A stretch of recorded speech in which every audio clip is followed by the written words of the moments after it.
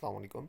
In this lecture, we will discuss about an experiment in which determination of percentage of magnesium in sample by using EDTA. आपको magnesium की percentage find करनी है sample के अंदर using EDTA. सो इस lecture में हम जो डिस्कशन करेंगे वो करेंगे बैक टाइट्रेशन की. So by using EDTA and back titration method, titration जो है वो बैक टाइट्रेशन होगी.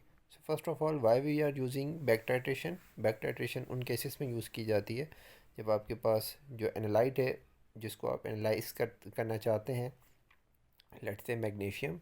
इस मैग्नीशियम की हम कंसनट्रेशन डिटरमाइन करना चाहते हैं या परसेंटेज डिटरमाइन करना चाहते हैं, बट इसकी जो क्वांटिटी है सैम्पल के अंदर वो बहुत कम है. सो इन ऐसे केस में हम बैक टाइट्रेशन यूज़ करते हैं. दूसरा क्या है, अगर आपके पास रिएक्शन बहुत स्लो है तो हम बैक टाइट्रेशन यूज़ करते हैं. सो ये कुछ रीज़न्स होते हैं. So in back titration method that determination of M G E D T A जो है वो आप एक्सेस में जो है वो ऐड कर देते हैं, और जो E D T A access में ऐड करने के बाद आपने क्या करना है, जो remaining E D T A, सबसे पहले फ़र्स्ट ऑफ ऑल आपके पास एक बीकर होगा, उस बीकर के अंदर सैंपल होगा, उस सैंपल के अंदर आपने जो है वो ई डी टी ए डाल दिया, राइट. सो सैंपल के अंदर क्या था, मैग्नीशियम मौजूद था. सो ईडीटी और मैग्नीशियम का कॉम्प्लेक्स बन जाएगा. बट स्टिल अब जो बीकर है उस बीकर के अंदर EDTA, magnesium plus EDTA. EDTA क्योंकि एक्सेस में भी होगा, क्योंकि हमने बहुत ज़्यादा एक्सेस में डाला है, कॉम्प्लेक्स बनने के बाद मैग्नीशियम सारा कंज्यूम हो जाएगा, बट स्टिल ये ईडीटीए आपके पास रह जाएगा. अब आपने क्या करना है, उस ईडीटीए को किसी और दूसरी चीज़ से टाइट्रेट करवाना है, एंड देन आपको फाइनल रिज़ल्ट हम बैक टाइट्रेशन की कैलकुलेशंस वगैरह करेंगे. सो यहाँ पे मैग्नीशियम ईडीटीए के साथ जब बाइंड होता है तो आपके पास एम जी वाई का कॉम्प्लेक्स बनाता है, और मैग्नीशियम जो है इंडिकेटर ईवीटी के साथ बाउंड होता है. सो मैग्नीशियम इंडिकेटर के साथ कॉम्प्लेक्स बनाता है. तो ये जो इंडिकेटर के साथ ईबीटी के साथ जो कॉम्प्लेक्स होता है ये वीक होता है, और ईडीटीए के साथ मैग्नीशियम का जो कॉम्प्लेक्स है वो स्टेबल होता है. सो फर्स्ट ऑफ ऑल हमारे पास जो कॉम्प्लेक्स है इन दोनों के दरमियान बना हुआ होता है, एंड देन मज़ीद मैग्नीशियम जब आप ऐड करवाते हैं तो फाइनली आपके पास जो ये वाला जो बॉन्ड है, ये वाला जो कॉम्प्लेक्स है, ये ब्रेक हो जाता है, and then we get the magnesium E D T A complex. So first of all इस का प्रोसीजर कुछ इस तरह से है. आप इसमें ई डी टी ए बनाएंगे, प्रिपेयर करेंगे 50 ml वॉल्यूमेट्रिक फ्लास्क के अंदर. देन मैग्नीशियम का सोल्यूशन प्रिपेयर किया जाएगा 25 ml वॉल्यूमेट्रिक फ्लास्क के अंदर. एक मैग्नीशियम का आप सैंपल बना लेंगे. 2.5 ml जो है उस सैंपल का लेके डाइल्यूट कर देंगे 25 ml के अंदर. 5 ml जो है वो डाइल्यूटेड सैंपल का लेंगे, उसके अंदर 15 ml ई डी टी ए हम डाल देंगे, 5 ml बफर डाल देंगे pH 10 पे, और ई बी टी के साथ उसका रिएक्शन करवाएंगे कॉनिकल फ्लास्क के अंदर जो है वो टाइट.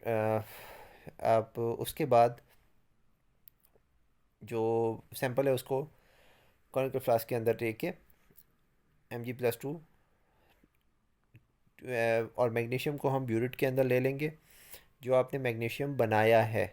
एक मैग्नीशियम आपको सैंपल दिया जाएगा, और एक 2.5 ml गिवन सैंपल का आप डाइल्यूट कर देंगे 25 ml वॉल्यूमेट्रिक फ्लास्क के अंदर. ये तो एक अलग प्रोसेस है. एक आप मैग्नीशियम का जो है वो सैंपल बनाएंगे भी यहाँ पे, ठीक है. सो इस तरह से है कुछ. सो यहाँ पे आपने ये सारा प्रोसेस कर लिया, तो फाइनली आपने क्या किया, फर्स्ट ऑफ ऑल जो टाइट्रेशन है वो बिटवीन ई डी टी ए और सैंपल के दरमियान है. सो ई डी टी ए की जो कंसनट्रेशन है, जो हमने वेट किया था 0.3961 था, एंड देन वहाँ से आप बैक कैलकुलेशन करके उसकी कंसनट्रेशन निकाल लेंगे. उसके बाद आपके पास जो सैंपल है उसको हम 5 ml लेंगे, और 50 ml ई डी टी ए डाल दिया है. डालने के बाद उसके अंदर 5 ml का बफर भी डाल दिया है, ई बी टी यूज़ किया है और कॉनिकल फ्लास्क में, एंड फाइनली हमने टाइट्रेशन की है. सो टाइट्रेशन जो आप ब्यूरेट है उसके अंदर मैग्नीशियम लेंगे जो आपने बनाया है मैग्नीशियम, एंड देन फाइनली आपके पास 12.65 वॉल्यूम आ गया.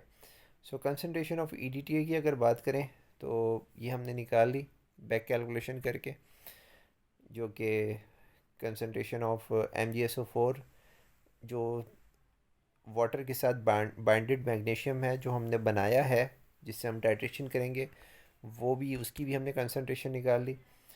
टोटल EDTA को कैसे कैलकुलेट करेंगे? जो टोटल EDTA है वो 15 ml लिया था और उसकी कंसनट्रेशन से आप उसको मल्टीप्लाई करवा दें तो आपके पास टोटल EDTA आ जाएगा।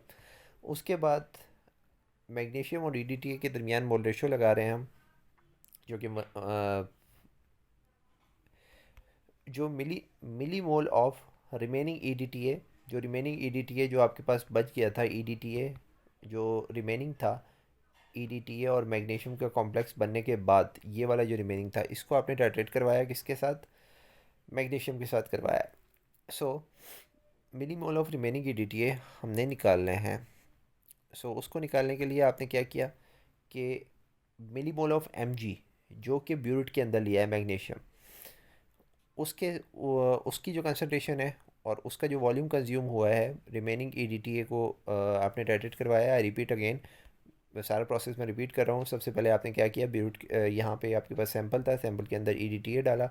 EDTA डालने के बाद इस कम फ्लास्क के अंदर या स्पीकर के अंदर वटेवर जिसमें भी आपने डाला है, कॉलिंग फ्लास्क में डाला है, तो उसमें आपके पास EDTA plus EDTA Mg complex जो है वो बच जाएगा।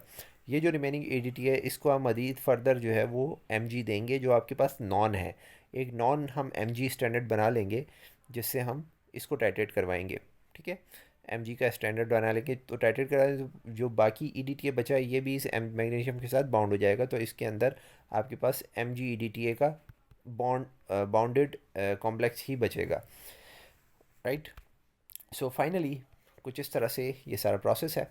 सो यहाँ पे आपने ये काम कर लिया, निकाल लिए ये रिमेनिंग के लिए वर्किंग हो रही है, तो रिमेनिंग Mg निकाल लिया, तो Mg और EDTA के दरमियान 1:1 का रेशो है। सो EDTA की भी आपके पास रिमेनिंग आ गए, मिलीमोल्स आ गए। सो रिमेनिंग मिलीमोल्स अगर आपके पास आ गए, अब हम वो निकालना चाहते हैं जो रिएक्ट हुए थे। सो रिएक्ट हुए हुए मिलीमोल्स कैसे निकालेंगे? उसका कुछ इस तरह से है, आपके पास Mg EDTA कॉम्प्लेक्स बना था और EDTA आपने यहाँ पे जो EDTA जो रिमेनिंग था इसको आपने टाइट्रेट करवाया, और टाइट्रेट करवाने के बाद ये आपके पास रिमेनिंग मिलीमोल आ गए किसके? EDTA के। जब इसके मिलीमोल आपको पता है और टोटल EDTA कितना डाला था, 15 डाला था, और वो हम ऊपर निकाल चुके हैं। इस 15 में से ये वाले अब आप जो रिमेनिंग है इसको आप माइनस करवा देंगे तो आपके पास ये वाली चीज़ आ जाएगी। सो आई होप आपको ये चीज़ क्लियर हो गई होगी। सो यहाँ से हम टोटल जो ऊपर अपने निकाले थे 15 ml के साथ, उसमें से हम इसको कंज्यूम को माइनस करवा देंगे ऊपर वाली वैल्यू को। सो आपके पास जो रिएक्टेड आए हैं वो आए हैं 0.0339। अब हम अगेन EDTA और Mg के दरमियान जो है वो मोल रेशो लगाएंगे। तो मोल रेशो लगाने के बाद आपके पास फाइनली जो Mg का सैंपल के अंदर जो Mg के मिली मोल थे वो आ गए। एंड देन आपने सैंपल लिया था 5 ml, तो आपने इसको डिवाइड करवा दिया 5 ml से, तो फाइनली आपके पास कंसनट्रेशन आ गई मैग्नीशियम की सैंपल के अंदर। क्योंकि सैंपल आपने 2.5 लेके डाइल्यूट करवाया था 25 में, तो 2.25 के अंदर आपके पास कंसनट्रेशन आ गई है, 2.5 में आप निकाल लें। सो ये आ जाएगी 0.0677। उसके बाद आप फाइनली जो है वो इसको कन्वर्ट कर लें ग्राम पर डेसीलीटर में। सो इसको मल्टीप्लाई करवा दें मैग्नीशियम का जो सॉल्ट था उसके मोलिकुलर वेट से, एंड देन जो है वो 10 डेसीलीटर से ही डिवाइड करवा दें तो ये आ जाएगा 1.54723 ग्राम पर डेसीलीटर, जिसको आप परसेंटेज कहते हैं। ओरिजिनली हमारे पास 2.28 होता है। सो यहाँ से अब आप इसका परसेंटेज एरर निकाल लें। जो एरर जो है काफ़ी ज़्यादा आ रहा है क्योंकि बैक टाइट्रेशन है, काफ़ी सारे इश्यूज़ हैं। रिज़ल्ट को रिपोर्ट कर दें विद एरर के साथ, और डिस्कशन में जो है आप ये बात बता दें कि एरर किस वजह से आ सकते हैं। सो आपकी अनएक्यूरेट प्रॉपर वर्किंग ना होने की वजह से जो इंस्ट्रूमेंट है वो प्रॉपर्ली रिंस ना हुए हों, तो ये सारे केसेस होते हैं। Thanks for watching.